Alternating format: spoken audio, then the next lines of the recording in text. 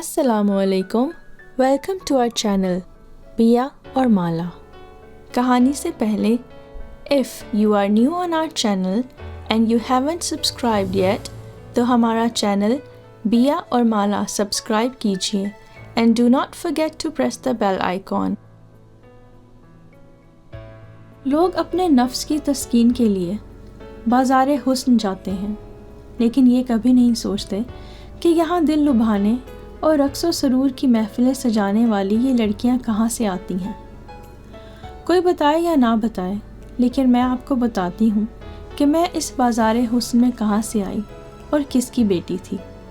یہ قصہ میری والدہ کی بد نصیبی کے اس دن سے شروع ہوا جب شادی کے 6 ماہ بعد ایک رات ان کے شوہر یعنی میرے والد صاحب دیر سے گھر آئے اور ان کے بالوں میں گلاب کے پھولوں کے چند مرجھائی ہوئی پتیاں چپکی ہوئی تھیں۔ والدہ نے ان مرجھائی پتیوں کو اپنی حنائی انگلیوں سے جدا کر کے کہا، کیا پوچھ سکتی ہوں کہ یہ کہاں سے آئی ہیں؟ کیا آپ کسی پھولوں بھرے بستر پر لیٹ کر آئے ہیں؟ والد صاحب کو بیوی کا یہ سوال برا لگا اور انہوں نے دھکا دے کر انہیں پرے کر دیا اور خود بستر پر کروٹ بدل کر سو گئے۔ والدہ رات بھر روتی رہیں اور صبح ان کی آنکھیں سوجی ہوئی تھیں۔ والد نے کلام نہ کیا، تیار ہو کر دفتر چلے گئے۔ وہ سمجھی وقتی ناراضگی ہے، بات کوئی ایسی نہ تھی کہ وہ ہمیشہ کے لیے بیوی کو چھوڑ دیتے۔ تاہم امی بہت دکھی تھی۔ جب میرے چچا کمرے میں اپنے بھائی کے بارے میں پوچھنے آئے تو انہوں نے امی کی سرخ آنکھوں کو دیکھا تو پوچھا، بھابھی کیا آپ روئی ہیں؟ امی کو جیسے کسی غم گسار کی ضرورت تھی۔ دیور کو چھوٹا بھائی سمجھ کر تمام بات بتا دی۔ اس نے کہا کہ آپ روئیے نہیں، میں بھائی کی اس معاملے کا کھوج لگا کر آپ کو آگاہ کروں گا کہ کہاں جاتے ہیں اور قصہ کیا ہے۔ دیور نے بھابھی سے کیا وعدہ پورا کیا اور اپنے بھائی کا کسی طور پر پیچھا کر کے معلوم کر لیا کہ وہ کہاں جاتے ہیں۔ معاملہ یہ تھا کہ میرے والد صاحب اسی بازار کی ایک عورت کے عشق میں گرفتار تھے جو بہت حسین تھی۔ والد امیر آدمی تھے اور امی جان غریب گھر سے تھی، لیکن میری دادی کو بے حد پسند تھی۔ میری امی میری دادی کی کزن کی بیٹی تھی۔ دادی نے تبھی ابو کی نہ چلنے دی اور اس بازاری عورت کو بہو بنانے پر راضی نہ ہوئی۔ ضد کر کے امی کو بہو بنا لیا۔ دادی خوش تھی کہ من پسند لڑکی کو بہو بنا کر لے آئی ہیں، لیکن والد صاحب قطعی خوش نہ تھے۔ وہ کسی طور پر امی سے جان چھڑانے کا بہانہ تلاش کر رہے تھے۔ دیور جی نے جب امی کو رپورٹ دی اور اس عورت کا نام بتا دیا تو والدہ نے شوہر سے بات کی۔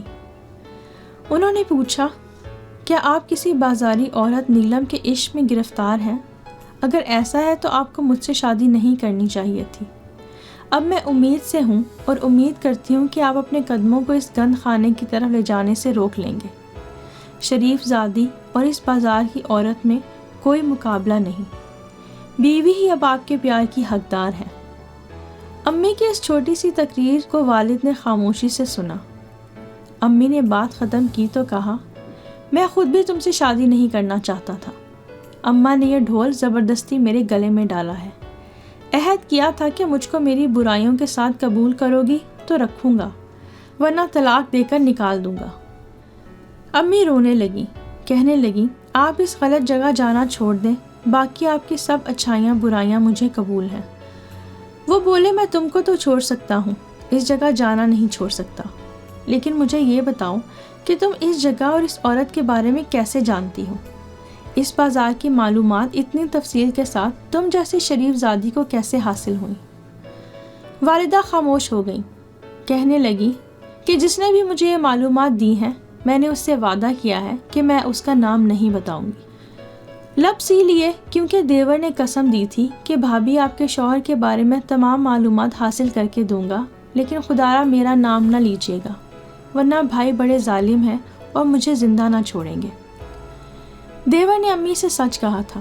اس کا ثبوت ان کو اس وقت مل گیا جب میرے والد، جو کہ واقعی ایک فرعون صفت شخص تھے، انہوں نے میری ماں کے سر پہ برقع ڈالا اور اپنے چھوٹے بھائی سے کہا کہ جاؤ اس کو اس کے باپ کے گھر چھوڑاؤ۔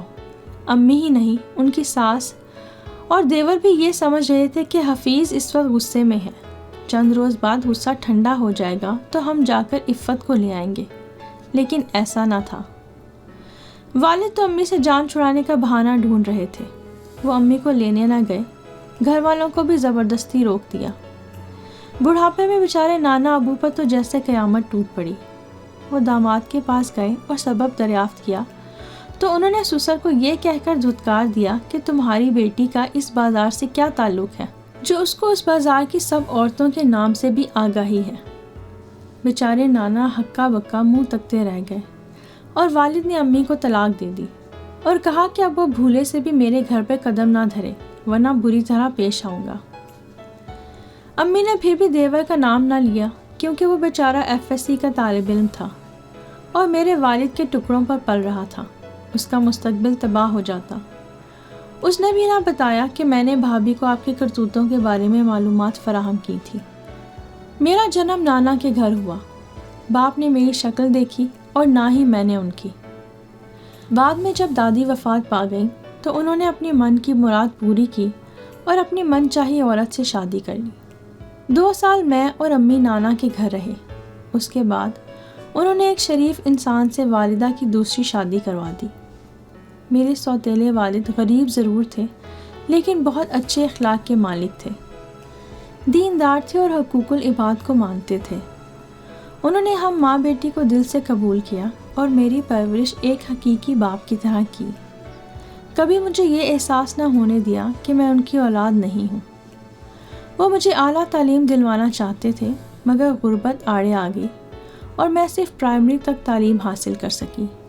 16 برس کی تھی جب انہوں نے میری شادی اپنے بھانجے سے کر دی اور 1 سال بعد ان کا انتقال ہو گیا۔ میری سوتیلی پھپھو میری امی سے جلتی تھی، وہ بالکل اپنے بھائی سے مختلف عورت تھی۔ والد کے انتقال تک تو صحیح رہی مگر ان کی وفات کے بعد پنجے نکال لیے۔ وہ مجھے میری امی سے ملنے نہ دیتی اور ان کو بھی آنے کی اجازت نہ تھی۔ جب وہ بیمار تھی تو ان کی عیادت کو جانے نہ دیتی۔ آخر کار وہ بھی میرے سوتیلے ابو کے پیچھے اس جہان سے چلی گئی۔ مجھے میری سوتیلی پھپھو نے صرف اس دن جانے کی اجازت دی جس روز میری امی کا انتقال ہوا۔ اب میری عمر 18 برس کی تھی۔ میرا اس دنیا میں میرے شوہر کے سوا کوئی بھی نہ بچا تھا۔ میرے شوہر بے شک بہت اچھے انسان تھے لیکن وہ اپنی ماں سے بہت ڈرتے تھے۔ میری بھی ایک ہی نند تھی، وہ غلط چال چلن رکھتی تھی، ساس سارا دن پاس پڑوس میں پھرتی اور جب میرے شوہر اور سسر گھر پر نہ ہوتے تو نند پڑوسی لڑکے کو بیٹھک میں بلا کر باتیں کرتی۔ مرد شام کو آتے، ان کو کچھ خبر نہ ہوتی کہ گھر میں کیا ہو رہا ہے۔ اپنی سوتیلی پھپھو کے ڈر سے میں زبان نہ کھولتی تھی۔ شوہر کو بتاتی تو ان کی ماں میرا جینا دوبھر کر سکتی تھی۔ میں نے خاموشی میں ہی اپنی عافیت جانی، یہ سوچ کر کہ جو جیسا کرتا ہے خود ہی ویسا بھرتا ہے۔ میں نند کی چغلی کر کے بری بنوں گی تو یہاں سے کہاں جاؤں گی؟ لیکن شاید سچ ہے کہ برائی کو چھپانا کبھی بہت مہنگا پڑ جاتا ہے۔ آج سوچتی ہوں کہ مجھے اپنے شوہر کو ساری بات بتا دینی چاہیے تھی۔ آخر کو ان کی بہن ہمارے گھر کی عزت ہی تھی، یہ میرا بھی فرض تھا۔ ایک روز دوپہر کا وقت تھا، میں کچن میں کھانا بنا رہی تھی کہ وینا بھاگی بھاگی آئی، بولی بھابھی مجھے چھپا دو، ابا اور بھائی آ گئے ہیں۔ میں کچھ نہ سمجھی کہ وہ بھوکھلائی ہوئی تھی۔ میں نے اس کی حالت دیکھ کر اسے اپنے بیڈ روم میں چھپا دیا۔ تبھی سسر اور شوہر کی کسی کو گالیاں دینے کی آواز آنے لگی۔ دوڑی ہوئی بیٹھک میں گئی، وہ پڑوسی لڑکے کو مل کر مار رہے تھے۔ نظارہ دیکھ کر میں خوف سے کانپ گئی اور میں نے ان کو روکنا چاہا کہ کہیں جان سے ہی نہ مار ڈالیں۔ میرے بیچ میں آنے سے لڑکے کو بھاگ نکلنے کا موقع مل گیا اور اس کی جان بچ گئی۔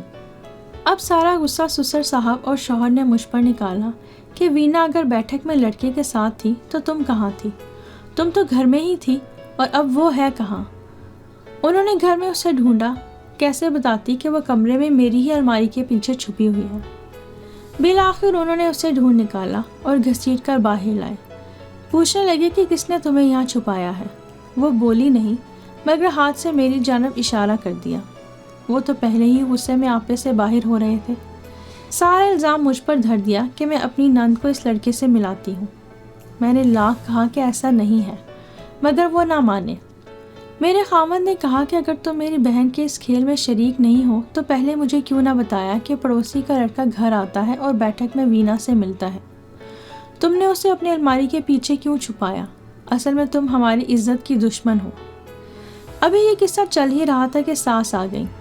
وہ بھی چلانے لگی کہ اس نے میری بچی کو خراب کر دیا ہے، اگر یہ ساتھ نہ دیتی تو یہ کبھی ایسا نہ کرتی۔ سچ ہے، ہر کوئی اپنا خون بچاتا ہے اور پرائی بیٹی کو کوئی بھی اپنا نہیں جانتا۔ گناہگار ہونے کے باوجود بھی سب اپنی بیٹی کو کچھ نہیں کہہ رہے تھے، بلکہ اپنا غصہ الٹا مجھ پر اتار رہے تھے۔ بھلا میں اپنی ساس کو کیسے بتاتی، جو کہ ایک ڈائن سے کم نہ تھی اور ہر وقت مجھے کچا چبا جانے کے در پہ رہتی تھی۔ ساس کو موقع ملا تھا تو اس نے مجھے اسی وقت گھر سے باہر نکلوا دیا۔ میرا کوئی ٹھکانہ نہ تھا، اس وقت کہاں جاتی؟ منت کی کہ مت نکالو، کہاں جاؤں گی؟ بولی جہاں جی چاہے جاؤ، ورنہ میری لڑکی کو مروا کر ہی دم لوگی۔ الٹا چور کوتوال کو ڈانٹے والی بات ہو گئی۔ میرے ننیال میں صرف میرے ماموں ہی تھے۔ بڑی مصیبت اٹھا کر ان کے پاس لاہور پہنچی، لیکن جو ہی ممانی نے میری بربادی کی داستان سنی تو مجھے رکھنے سے صاف انکار کر دیا۔ بولی 1-2 دن کی بات تو اور ہے، عمر بھر کون کسی کو رکھتا ہے، اپنا ٹھکانہ ڈھونڈو اور یہاں سے جاؤ۔ میں رونے لگی تو ماموں بولے کہ اپنے باپ کے پاس چلی جاؤ۔ ممانی کا کہنا تھا اچھی بھلی نیک سیرت بیوی کو یوں کوئی شوہر اپنے گھر سے نہیں نکالتا، ضرور کوئی عیب دیکھا ہوگا جو یوں کھڑے کھڑے نکال دیا۔ بیوی کے لن ترانیوں پر ماموں بھی خاموش تھے۔ مجھے اپنی ماں کے سگے بھائی سے ایسی امید نہ تھی۔ میں نے کہا ماموں آپ ہی ممانی کو سمجھائیے، یا پھر کچھ دن بعد جا کر میرے سسر اور شوہر سے بات کیجیے، تب تک میں یہی رہوں گی۔ ممانی نے دوبارہ یہی کہا کہ تمہارا سگا باپ موجود ہے اس دنیا میں، اس کے پاس کیوں نہیں جاتی؟ مجھے اپنے سگے باپ کا پتہ معلوم نہیں تھا۔ ماموں نے کہا کہ میں تمہیں اس کے گھر چھوڑ آتا ہوں۔ ماموں مجھے میرے حقیقی والد کے دروازے پر چھوڑ کر چلے گئے، جیسے بس جان چھڑانا چاہتے تھے۔ اس دنیا میں پہلی بار قدم باہر نکالا تھا، اب پتہ چلا کہ دنیا کیسی بری جگہ ہے۔ تب سوچا تھا کہ باپ تو پھر باپ ہوتا ہے، خواہ کتنا بھی سخت دل کیوں نہ ہو، مجھے دیکھ کر گلے ضرور لگائے گا، میری بپتا پر دل ضرور پسیجے گا۔ آخر کو میں ان کا خون تھی، ان کی اولاد تھی۔ یہ گمان بھی خواب و خیال نکلا۔ سامنے سوتیلی ماں بیٹھی تھی۔ پوچھا کون ہو اور کیوں آئی ہو؟ میں نے بتایا کہ سارا ہوں اور حفیظ صاحب کی بیٹی ہوں۔ میری ماں کا نام عفت تھا، جو ان کی پہلی بیوی تھی۔ انہوں نے ان کو طلاق دے دی اور میں نانا کے گھر پیدا ہوئی تھی، تبھی سے والد سے مل نہ سکی۔ آج ماموں یہاں چھوڑ گئے ہیں۔ مختصر سی بات سنائی۔ وہ بولی کیا جائیداد سے حصہ چاہیے جو اتنی مدت بعد تم کو باپ کی یاد آ گئی ہے؟ اتنے میں والد اپنے کمرے سے نکلے۔ پوچھا کون ہے؟ میں نے کہا میں آپ کی بیٹی ہوں۔ ایک دم بولے کون بیٹی؟ میں نے نام بتایا۔ جواب ملا میں تمہیں نہیں جانتا۔ میں تصویر حیرت بن گئی۔ واقعی وہ مجھے کب جانتے تھے؟ انہوں نے میرے جنم دن سے اب تک مجھے دیکھا تک نہیں تھا۔ میں ایک دم غصے میں بکھر گئی اور بولنے لگی کہ آپ نے مجھے کس جرم کی سزا دی ہے؟ کبھی مڑ کے دیکھا بھی نہیں کہ آپ کی کوئی اولاد ہے یا نہیں۔ تو منہ بنا کر کہنے لگے جب تمہاری ماں نے ہی نہ کہا کہ آ کر اولاد دیکھ لو تو میں کس لیے دیکھتا، اور مجھے کیا معلوم کہ تم میری بیٹی ہو بھی کہ نہیں۔ یہ الفاظ پگھلا ہوا سیسا بن کر میرے کانوں میں گرے۔ بے بس ہو کر کہا میرے شوہر نے گھر سے نکال دیا ہے اور ماموں نے بھی نہیں رکھا، اب کدھر جاؤں؟ سوتیلی ماں کہنے لگی آج رہ لو، کل تک تمہارا رہنے کا بندوبست کر دوں گی۔ وہ رات میں نے ایک اجنبی کی طرح اس گھر میں گزاری جس کے بارے میں مجھے گمان تھا کہ یہ میرے باپ کا گھر ہے۔ صبح والد میرے اٹھنے سے پہلے ہی چلے گئے۔ تھوڑی دیر بعد ایک بوڑھی عورت سوتیلی ماں کے پاس آ گئی۔ کہنے لگی کدھر ہے وہ لڑکی جس کو تم رکھنے پر راضی نہیں ہو؟ بلاؤ اسے۔ حقیقی باپ کی بے رخی اور اجنبیت دیکھ چکی تھی۔ جب سوتیلی ماں نے کہا کہ ان کے ساتھ چلی جاؤ کہ تمہیں اچھی طرح رکھیں گی، تمہارا خیال کریں گی، تم اس بوڑھی کی خدمت کرنا اور میں اور تمہارے ابا تمہاری خبر گیری کرتے رہیں گے۔ باپ کی بے حسی سے میرا حقیقی رشتے اور محبت سے ایمان اٹھ گیا تھا۔ بوڑھی نے دل سے لگایا، پیار کیا تو میں روتی ہوئی اس کے ہمراہ اس کے گھر آ گئی۔ اس نے مجھے کہا کہ تم عفت کی بیٹی ہو نا؟ جانتی ہوں، اس کو میری لڑکی کی خاطر تیرے باپ نے طلاق دی تھی اور میری لڑکی کو بھی مجھ سے الگ کر دیا تھا اس حفیظ نے۔ تم میرے پاس رہو، میں تمہیں ماں جیسا پیار دوں گی۔ اس عورت کی زبانی اپنی ماں کا ذکر سن کر ڈھارس ہوئی۔ میں اسے نانی ہی سمجھی۔ نانی ایک شاندار کوٹھی میں رہتی تھی اور اس کے ساتھ 2 لڑکیاں اور بھی تھیں جو اس کی بیٹیاں نہ تھیں، میری طرح بے کس، لاوارث اور بھٹکی ہوئی لڑکیاں تھیں جن کو اس نے پناہ دی تھی۔ مجھے بھی پناہ مل گئی، لیکن اس چھت کے تلے جو گناہ کی دلدل میں بسنے والی اس بوڑھی عورت نے بسا رکھی تھی۔ یہ نوجوان لڑکیوں کی کمائی ہوئی دولت پر عیش کرتی تھی، وہ بھی جوانی میں یوں ہی بھٹک کر اس بازار تک آئی تھی اور عمر بھر کے لیے گناہ کی قبر میں اتر گئی، اب جینے پر مجبور تھی۔ اب عفت و عصمت کا کوئی تصور اس کے پاس باقی نہ تھا، اچھائی اور برائی کی اقدار مٹ چکی تھی۔ میں اس سیاہ روح کو نانی کہتی اور کیا کرتی۔ جب اپنے برے وقت میں منہ پھیر لیتے ہیں تو برے بھی اپنے لگنے لگتے ہیں۔ مجھے یہاں رہتے ابھی 1 ہفتہ ہی گزرا تھا، لیکن میں اس ماحول کو اپنا نہیں سکی تھی، شاید کبھی بھی نہ اپنا پاتی۔ میں روز رات کو گڑ گڑا کر اللہ سے دعا کرتی کہ کوئی نہ کوئی ایسا وسیلہ بنا دے جس سے میں یہاں سے نکل جاؤں۔ آج اگر میں اس بازار کی زینت بنی تھی تو کس وجہ سے اور کہاں سے آئی تھی، اور مجھ جیسی لڑکیاں یہاں کہاں سے آتی ہیں؟ یہاں آنے والے کبھی یہ نہیں سوچتے۔ مجھے گلہ اس بڑھیا یا اس جیسی پناہ دینے والی عورتوں سے نہیں، بلکہ گلہ ان لوگوں سے ہے جن کے دم قدم سے بازار آباد ہے، اس پاکیزہ معاشرے سے ہے جو لڑکیوں کو لاوارث اور بے سہارا کر دیتا ہے۔ میں 1 ہفتے سے یہاں تھی، لیکن ابھی تک اس نانی نے مجھے کسی کے ساتھ بھیجا نہیں تھا۔ شاید وہ یہ چاہتی تھی کہ میں اس ماحول کو پہلے پوری طرح اپنا لوں کہ اچانک ایک دن صحن میں کسی مرد کے اونچا اونچا بولنے کی آواز آئی۔ ان 2 لڑکیوں میں سے ایک جلدی سے اندر آئی اور بولی، سارا، باہر تمہارا بھائی آیا ہے، اگر یہاں سے نکلنا ہے تو فوراً باہر چلو۔ میں حیران و پریشان باہر آئی تو ایک 20-21 سال کا نوجوان لڑکا فوجی وردی میں کھڑا دھاڑ رہا تھا اور میرا نام لے کر کہہ رہا تھا کہ کہاں ہے سارا، ابھی مجھے بتاؤ ورنہ میں سب کو دیکھ لوں گا۔ نانی نے ڈرتے ہوئے جواب دیا تھا کہ تمہاری ماں نے ہی اسے میرے ساتھ بھیجا ہے۔ وہ پھر سے دھاڑا، اپنے ماں باپ کو میں بعد میں دیکھ لوں گا، مجھے بتاؤ سارا کدھر ہے۔ میں جلدی سے آگے ہوئی اور بولی کہ میں ہی سارا ہوں۔ وہ لڑکا جذباتی ہو کر آگے بڑھا اور مجھے گلے سے لگایا، کہا میں تمہارا بھائی ہوں، چلو میرے ساتھ۔ کچھ کہے سنے بغیر اس نے میرا ہاتھ پکڑا اور باہر آ کر اپنی گاڑی میں بٹھا دیا۔ تھوڑی دیر خاموش رہنے کے بعد بولا کہ سارا، میں تمہارا بڑا بھائی علی ہوں۔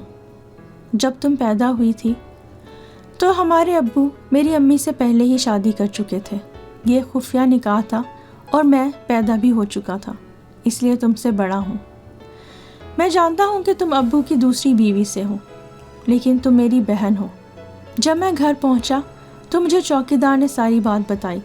میں اندر جانے کے بجائے سیدھا گاڑی لے کر یہاں آ گیا اور تمہیں لینے کے لیے آیا ہوں۔ میں اس کی بات سن کر اس کے گلے لگ گئی اور دھاڑے مار مار کر رونے لگی۔ میں ساتھ ساتھ کہہ رہی تھی کہ اللہ نے میری دعا پوری کر لی۔ وہ خود بھی بہت پریشان تھا۔ اس نے مجھے پوچھا کہ کیا اس عورت نے تمہیں کوئی نقصان تو نہیں پہنچایا؟ میں نے جلدی سے اپنے آنسو صاف کیے اور کہا، نہیں بھائی، اللہ کا شکر ہے کہ اللہ نے مجھے محفوظ ہی رکھا۔ پھر علی بھائی نے مجھ سے میرے گھر کا پتہ پوچھا اور سیدھا لے کر مجھے میرے شوہر کے گھر آ گئے۔ وہاں آ کر انہوں نے میرے شوہر اور میرے سسر سے بات کی، ان کو ساری بات سمجھائی۔